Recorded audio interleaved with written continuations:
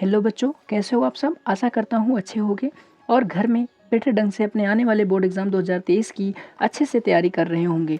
तो आज की इस वीडियो में हम लोग पढ़ेंगे कक्षा 12वीं फिजिक्स के अंतर्गत जो आंकिक प्रश्नों की श्रृंखला हमारे पास चल रही है उसका लेक्चर 10वां, और इसमें से आज हम सॉल्व करने वाले हैं क्वेश्चन नंबर 21। और याद रखें, ये जो क्वेश्चन नंबर 21 है ये बहुत ही इंपॉर्टेंट प्रश्न है, मोस्ट इंपॉर्टेंट क्वेश्चन है जो कि आने वाले बोर्ड एग्जाम 2023 में आपसे पूछा जा सकता है। तो इस वीडियो को इन तक देखिएगा। आशा है कि आपको सारी चीज़ें बहुत ही बेटर ढंग से समझ में आएंगी। और ये जो है कुमार मित्तल बुक के आपके बहुत ही इंपॉर्टेंट न्यूमेरिकल्स की श्रृंखला जो है पेज नंबर 38 पर मिल जाएगी। आप वहाँ से जाके इसको देख सकते हैं। चलिए हल करते हैं।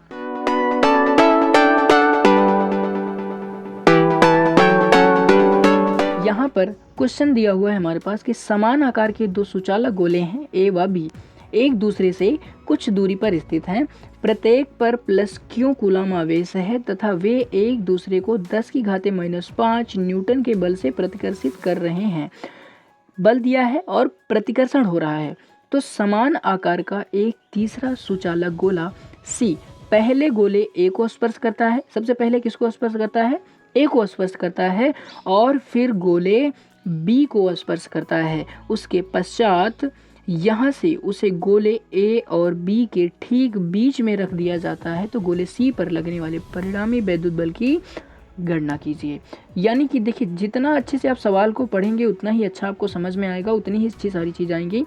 यहाँ पर समान आकार के दो सुचालक गोले हैं, कहने का मतलब मान लीजिए ये दो गोला है, ये बी है और ये ए है, ये समान आवेश के हैं। तो यहाँ पे समान आकार के हैं और इस पर प्लस क्यू आवेश है। यहाँ भी प्लस Q2, मान लिया ये Q2 है और ये Q1 है। ये दोनों जो होंगे वो Q के बराबर होंगे क्योंकि आवेश जो है वो बराबर है। और इन दोनों के बीच की दूरी मान लिया कुछ नहीं दिया है, यहाँ पे R दूरी मान लेते हैं। तथा वे एक दूसरे को इतने न्यूटन से प्रतिकर्षित करते हैं, यानी ये एक दूसरे को इधर उधर ठेल रहे हैं। तो 10⁻⁻5 न्यूटन के बल से ठेल रहे हैं।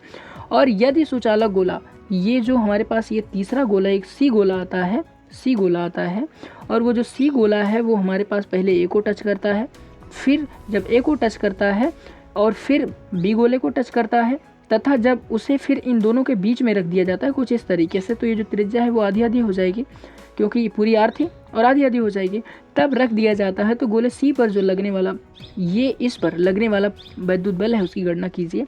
हमें निकालने का इसका बहुत अच्छा तरीका है। चलिए बहुत आसान तरीके से इसको हम सॉल्व करते हैं। यहाँ हम देखेंगे, इसको सॉल्व करेंगे तो सारी चीज़ें वही फिर से लिखी हैं जो भी मैंने पहले आपको बताया। हमारे पास ए और बी कोई दो गोला है और ये गोले हमारे पास यहाँ से देखेंगे Q1 आवेश है, ये Q2 आवेश है और जो दोनों Q के बराबर है क्योंकि आवेश समान है और इनके बीच की जो दूरी है वो R है।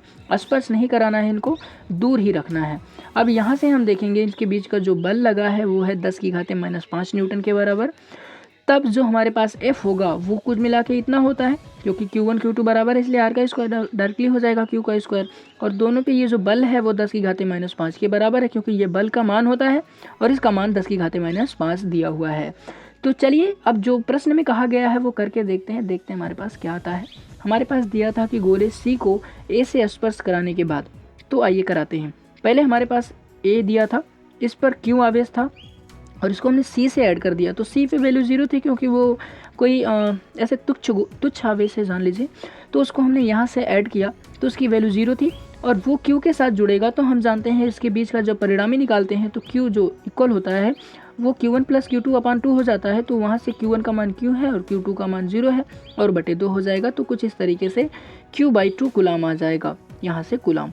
तो इस तरीके से। और अब क्या करते हैं कि जब गोला बी को स्पर्श करता है, पहले तो ए को स्पर्श किया, अब बी को स्पर्श करेगा। और अब जब बी को स्पर्श करेगा तो बी को स्पर्श करने के लिए यहाँ से सी और बी कुछ इस तरीके से जुड़ जाएगा और सी पर आवेश आ गया है यहाँ पे Q/2 और बी पर आवेश ओनली Q है। तो फिर से वही परिणामी निकालेंगे, कुछ इस तरीके से यहाँ रख देंगे Q/2 + Q/2 हो जाएगा तो 3Q/4 आ जाएगा। यहाँ से करेंगे 2 × 2 हो जाएगा और 2Q + Q = 3Q और 2 नीचे आ जाएगा 4 हो जाएगा और इतना कूलम हमारे पास आ जाएगा। तो ये तो हो गए हमारे परिणामी आवेश जब दोनों को स्पर्श करता है। अब तीसरी शर्त ये है कि जब इन दोनों गोलों को, यानी कि सी गोले को ए और बी के बीच रख दिया जाए, तो ये तो पूरी दूरी R थी, मैंने बताया था आपको कि ये जो है वो R/2 हो जाएगा। और यहाँ पर हम जानेंगे कि Q1 का जो आवेश है वो हमारे पास Q/2 था और जो QC का आवेश अभी हमने निकाला वो 3Q/4 था, और यहाँ से भी QB का मान दोनों बराबर आए थे, 3Q/4 हो जाएगा। तो ये तो तीनों आवेश हो गए और इनके बीच का ये जो पूरा अल्फा स्ट्रक्चर था वो हमने समझ लिया। अब यहाँ पे हम जानते हैं कि ये जो C है वो बीच में रखा गया, क्योंकि ये इसके साथ पहले जुड़ा था और इसके साथ जुड़ा था। तो ये दोनों आपस में क्या करेंगे, ये जो A बल होगा वो इसको इधर ठेलेगा और जो B बल होगा उसको इधर ठेलेगा। तो आइए दोनों कंडीशन में हम इसका मान निकालते हैं और जानते हैं हमारे पास हल कितना आता है, आंसर कितना आता है। तो पहले हम FA निकालते हैं, ये वाला। तो FA बराबर हो जाएगा हमारे पास 1/4πε0 इंटू Q1 Q2, बात वही है। तो यहाँ से देखिए QA रखेंगे और QC रखेंगे, पहले इसके बीच का बल निकालते हैं। तो QA और QC अपान का R² हो जाएगा। तो R देखेंगे यहाँ से पूरा था और यहाँ से जब R इसके बीच का निकालेंगे तो R का आधा हो जाएगा, तो मैंने वो कर दिया। अब यहाँ से FA हो जाएगा और इसका मान अभी नहीं रखते हैं क्योंकि थोड़ा लॉजिक लगाएंगे। QA का मान हमने रख दिया कुछ इस तरीके से Q/2 और QC का मान यहाँ पे इतना रख दिया, और यहाँ से जब इसको सॉल्व करेंगे तो R²/4 हो जाएगा। तो इस 4 को मैंने यहाँ से ऊपर कर दिया है और इस वाले R को यहाँ नीचे कर दिया। अब ये 4 और 4 कट जाएगा और यहाँ से हम सॉल्व करेंगे तो कुल मिला के हमारे पास जो FA होगा वो आ जाएगा 1.5। इसका गुणा करा देंगे तो 1.5 हो जाएगा, और इतना जो मान है वो हमारे पास 10⁻⁻5 के बराबर है। जस्ट अभी यहाँ पे आप देखेंगे तो यहाँ पे हमने ही निकाला था, यहाँ पे देखिए कुछ इस तरीके से। तो सेम वही चीज़ें की हुई हैं, यहाँ पे आपका मान रख दिया गया है, ये चीज़ यहाँ पर आ चुकी है। तो ये इतना मान आ गया। अब हम क्या करते हैं कि FB पर मान निकालते हैं। तो जो FB वाला है वो सिस्टम फिर से वही होगा कि QB और QC का मान रख देंगे, सारी चीज़ें रख देंगे, QB का मान रख दिया, QC का मान रख दिया। फिर से इस चीज़ को देखो, ये R² हो जाएगा और ये 4 हो जाएगा, तो 4 ऊपर चला गया, R नीचे चला है, ये चीज़ यहाँ पे रख दी गई, 4 कट गया और कुछ इस तरीके से फिर से स्ट्रक्चर बन गया। तो 10⁻⁻5 था और ये 9/4 आ जाएगा, 3 त्रिका 9 हो जाएगा और ये 4 बचा था 4 हो गया। आई होप कि आपको समझ में आ रहा होगा ये वाला 4।